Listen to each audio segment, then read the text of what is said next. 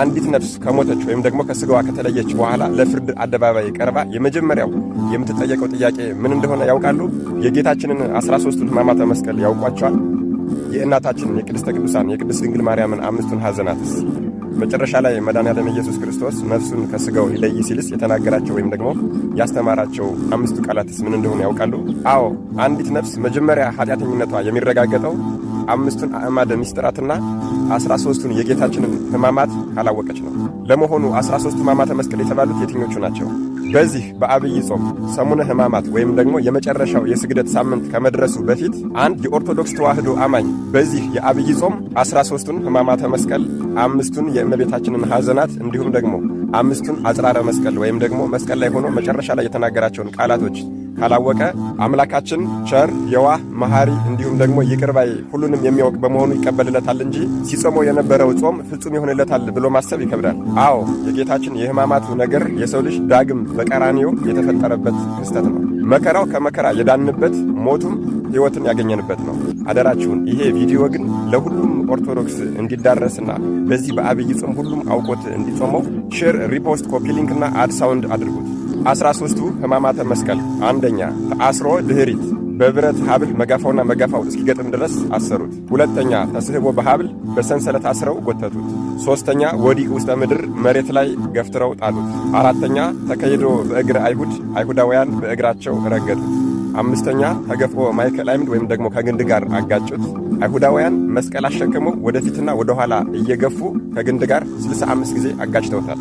ስድስተኛ ተጸፍኦ መልታየት በጥፊ መትተውታል። አይሁዳውያን በጥፊ ሲመቱት እጃቸውን ቢያማቸው ይሄማ የጋራ ዱላ ሆነ አይደለ ብለው 120 ጊዜ ድንጋይ ጨብጠው በድንጋይ ጥፊ 120 ጊዜ መተውታል። ሰባተኛ ተቀስፎ ዘባን በሽመል ደበደቡት። ጌታችንን 305 ጊዜ በሽመል ደብድበውታል። አምላክነቱ ቻለው እንጂ አንዱ ዱላ አንድ ሰው ይገል ነበር። ስምንተኛ ተቆርቆተ ርዕስ ራሱን ደበደቡት። አይሁዳውያን ጌታችንን ፊቱን በጨርቅ ሸፍነው ራሱንና ፊቱን እየደበደቡና እየመቱ ማን የመታህ በል ተናገር ብለው ተሳለቁበት። ዘጠነኛ አክሊለ ሦክ የሾህ አክሊል ጭንቅላቱ ላይ አጠለቁለት። አይሁዳውያን 300 የእሾህ ስቁረት ያለው አክሊል አዘጋጅተው ንጉሥ ነህና ዘውድ ይገባሃል ብለው በራሱ ላይ ደፉበት። አክሊሉም ላይ 73 ፍሬ 1 ክንድ ከስንዝር የሚሆን ስለት አዘጋጅተው በራሱ መሃል ለመሃል ቸነከሩበት። 10ኛ ጸዊረ መስቀል አሸከሙት።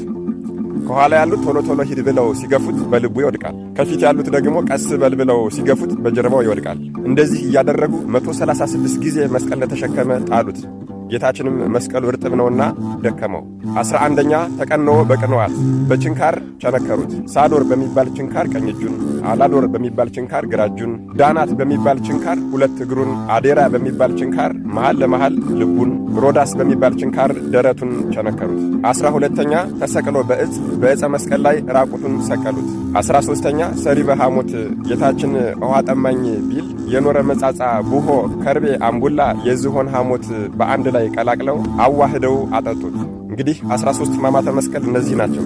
ስቅለትን ስናስብ ልናስባቸው የሚገቡ የጌታችን እጅግ በጣም ብዙ ሕመሞች አሉ። ዝም ብሎ ሄዶ ቀራንዮ ላይ አልተሰቀለም። በጣም ብዙ መከራ ስቃይ አይቶ ተንገላቶ ነው። የሰደቡትን፣ የአዋረዱትን፣ የአፌዙበትን፣ የዘበቱበትን፣ ምራቃቸውን የተፉበትን እንዲሁም ደግሞ ልብሱን የገፈፉበትን እነዚህም ሁሉ ሳንጨምር ስቃይና መከራውን ስናስብ እጅግ ልናደንቅ፣ ልናለቅስ፣ ልናዝንና አቤቱ ይቅር በለን ልንል ይገባል። አዎ፣ ለመሆኑ እነዚህ በ13ቱ ሕማማተ መስቀል ውስጥ ያሉት ዋናዎቹ ስቃይና የጌታችን ሕመሞች የትኞቹ ናቸው? በቀጣዩ ቪዲዮ የምናየው ይሆናል። አደራችሁን ይሄ ቪዲዮ ግን ለሁሉም ኦርቶዶክስ እንዲዳረስና በዚህ በአብይ ጾም ሁሉም አውቆት እንዲጾመው ሼር፣ ሪፖስት፣ ኮፒ ሊንክና አድ ሳውንድ አድርጉት። መድኃኔዓለም ኢየሱስ ክርስቶስ ይህንን አብይን ጾም በትጋትና በፍቅር እንድንጨርሰው እነዚህን 13ቱን ሕማማተ መስቀሎች በልቦናችን ላይ ይሳልልን፣ ያሳድርልን። አሜን። ይቆየን።